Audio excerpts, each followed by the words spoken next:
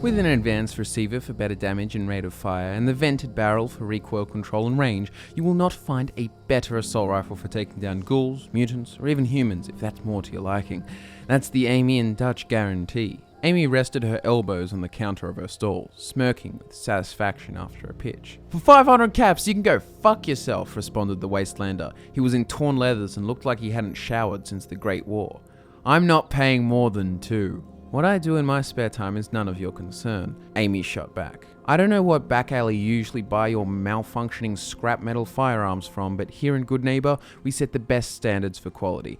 If you want to spend 200 caps, there's a toy shop one street over." The Wastelander's insulted expression suggested to Amy that he wasn't used to being spoken down to by a woman. He had to be at least twice her age. "Maybe you should stop being such a tight-ass sweetheart. You've got fire, and I like that, but you don't want to fuck with me."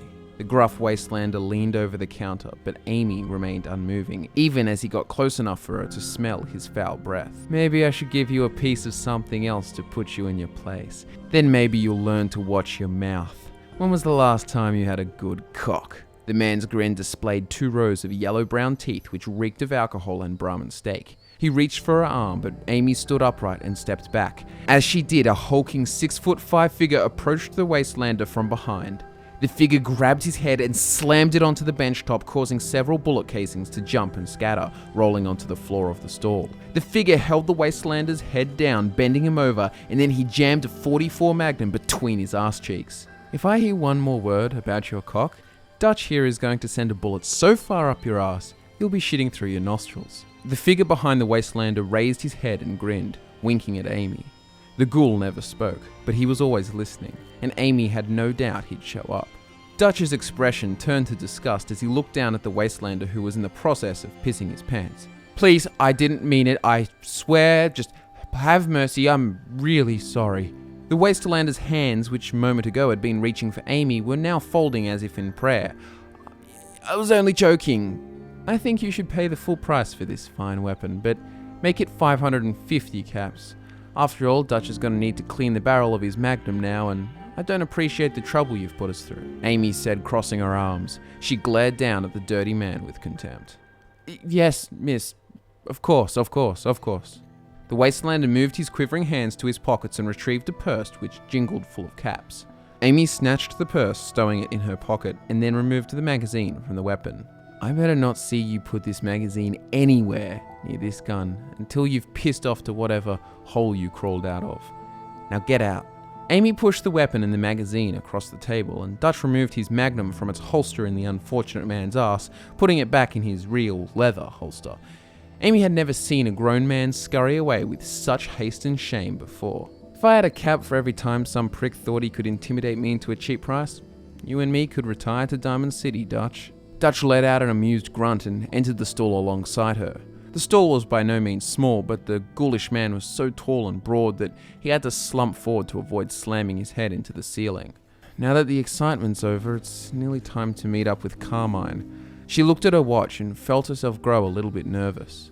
"At least with this we'll have enough to pay him, even if it's only a chunk of the loan." She pressed her hand against the pocket with the purse in it, and it gave her a small respite from the anxiety. Dutch had been looking after her for about 4 years now, and she adored him like an older brother. But sometimes Amy just wished that Dutch would talk back. The more she said that passed by unanswered made her feel more and more like she was slowly losing her mind. This whole ordeal with Carmine and his triggerman was a mistake. But they were in far too deep now, and the loan had already been well and truly spent. The minute hand on her watch had just passed 11, meaning they had 5 minutes until their meeting. Dutch pulled the metal sheet over the front of the stall and fastened it while Amy locked the door, and then they made their way to Hotel Rexford. Hotel Rexford loomed at the far end of Good Neighbor. It was a nice enough place by New World standards, but Amy had learned to associate it with trouble. Above the doorway, the establishment's name was glowing in neon letters. The seemingly inviting feel of the sign was heavily contradicted by the presence of 2 armed triggermen standing on either side of the front entrance. "Carmine's expecting you," the one on the right said. Please follow me. The guard on the left, who looked eerily similar to the one on the right, opened the door, and Amy followed the guard in. Dutch narrowed his eyes at the one holding the door, and the triggerman swallowed nervously. The triggerman led them to the boardroom and waved the two of them in. Inside, the room was just as equally drab as the rest of the place. The only distinguishing factor was the large table in the center and the complete lack of windows. Carmine sat at the far end of the table, staring at Amy intently. The absence of natural light in the room made it difficult for Amy to interpret Carmine's expression. He reached into his pocket and removed a silver-plated lighter. With the other hand, he placed a cigarette in his mouth, and then he lit it. The small flame cast an ominous orange glow onto the underside of his face. His cheekbones cast a shadow over his dark eyes as it did. Carmine took a long drag from his cigarette before gesturing them to sit. Looking lovely as ever, Amy? It's always a pleasure to see you. As he spoke, a cloud of smoke bellowed from Carmine's mouth. And Dutch, I see you haven't lost your charm. Haven't tried to tussle with any of my men, I hope. Thank you, Carmine. The pleasure's all ours, Amy said. The room fell quiet again, and Amy waited for Carmine to speak up about the elephant in the room. My money, he began. You know, I put a lot of trust in you that day I financed your business. A trading caravan run by an ambitious young lady seemed like a dream investment. But you were naive enough to skimp on the security. I had hired 8 guards. Amy shot back, trying to remain reverent. No one could have predicted a robbery of that scale and planning. This wasn't some pack of raiders. She glared at him, but his nonchalant expression was unchanging. He had never seemed surprised that her trading caravan had been subject to a robbery of such professional precision. He wrote it off as a careless defense against petty raiders, but Amy knew there was more to it. So you say, Amy, but the debt is, at the end of the day, still a debt. And you owe me 10,000 caps.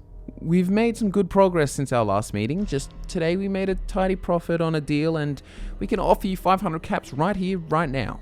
Amy slipped the purse from her jacket pocket. Small repayments over the course of a lifetime isn't going to cut it. Carmine leaned forward and held eye contact with Amy. Either you sort out a way to reimburse me the full amount of my loan in 1 month, or you'll be taking up service in my ranks, working the streets, servicing my boys. I think that kind of work is right up your alley, love. Carmine's face changed for the first time in the meeting now. His thin lips curled into a menacing grin. Despite her desperate urge to defend herself, she couldn't risk angering Carmine. She'd never make it out of the room alive. I'll get you your money, Carmine. 1 month, you have my word.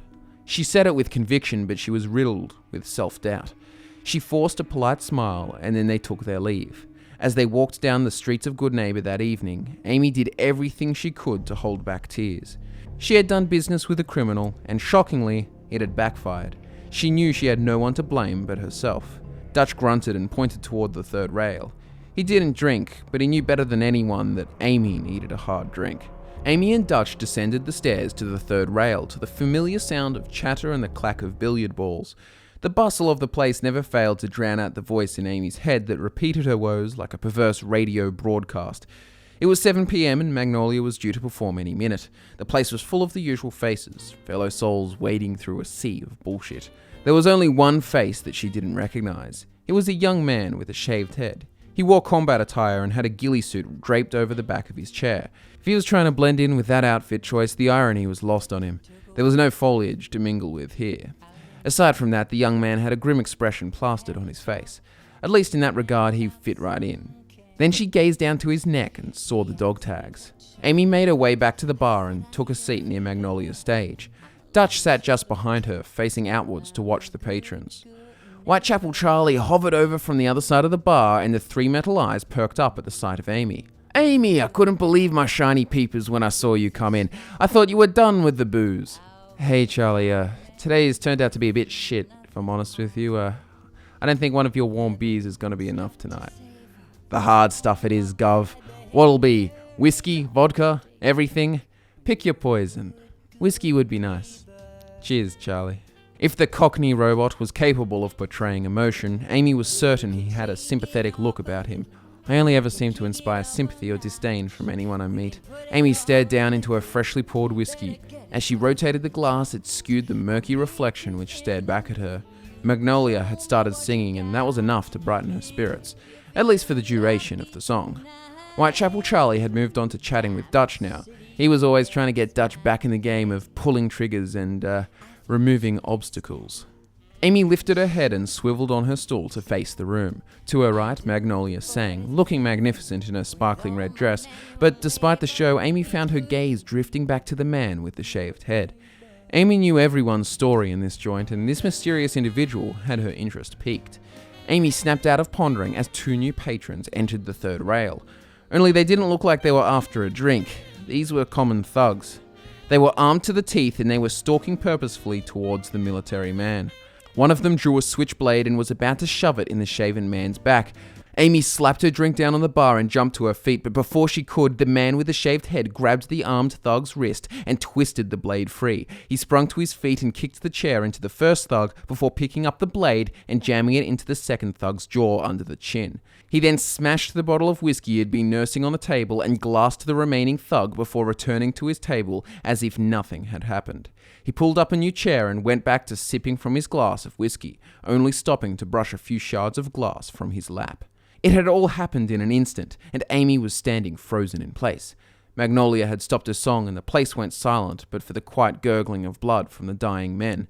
The silence was finally disturbed as Ham entered the room with a pistol pointed directly at the shaven man. "You gotta pay for that," Ham demanded, gesturing at the shattered bottle of whiskey with his weapon. The man stood up, picked up his pack and his ghillie suit, and reached into his pocket. He pulled out a handful of caps and dropped them on the table before shouldering his way out of the bar. "Dutch, wait right here. I'll be back." Everyone had already gotten back to chatting and drinking. The billiard balls were clacking and Magnolia's voice of honey was relieving the tension. All the while, the 2 thugs were rotting in the corner. That's what Amy loved about this place. It was capable of forgetting all the awful things about the post-war world in a matter of seconds. She scurried through the bar in a hurry, hoping it wasn't too late. She found him outside, walking towards Good Neighbor's front gate. "Hey you! Excuse me!" Amy called out after him. He didn't turn back. Yes, I get it, I'm leaving, alright," the man threw back. No, that's not it. Just stop for a second, will you?" She caught up to him and grabbed his arm. He turned around and Amy immediately released her grasp, taking a step back. "Don't touch me. I paid for the whiskey and the trouble, and now I'm leaving." No, look, I don't work at the third rail. I'm an arms dealer. My name is Amy, and I might have a job for you if you're not busy doing anything." Amy glanced down at the tags.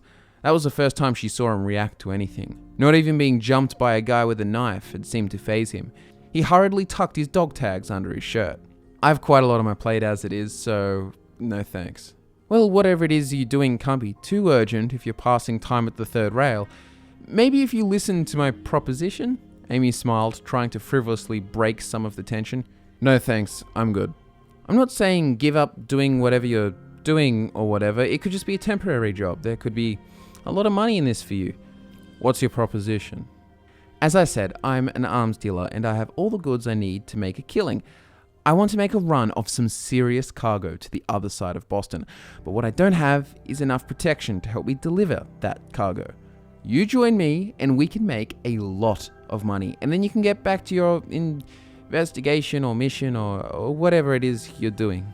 "I'll think about it," the shaved man said. "If I'm not mistaken, that's a .50 caliber sniper rifle. I can also supply you with more ammo than you could possibly need, all out of the kindness of my heart." He actually smiled at that. A moment of silence proceeds. "Alright. Fine. I'm in." "You never did tell me your name," Amy said, extending a hand. "Liam," he replied. "It's nice to meet you, Amy." He grasped her hand firmly and shook. "I better get back to the third rail. My co-worker will be getting angsty," Amy said. "Meet me at my stall in the market tomorrow at noon." "Sounds like a plan." Liam smiled and nodded, before continuing on his way down the quiet street. Amy watched him leave. If this worked out, she could get rid of her debt to Carmine and could regain control of her life. "I'll drink to that," she thought, and pushed the door to the third rail open. The sweet smell of liquor and the soothing melodies of Magnolia washed over her.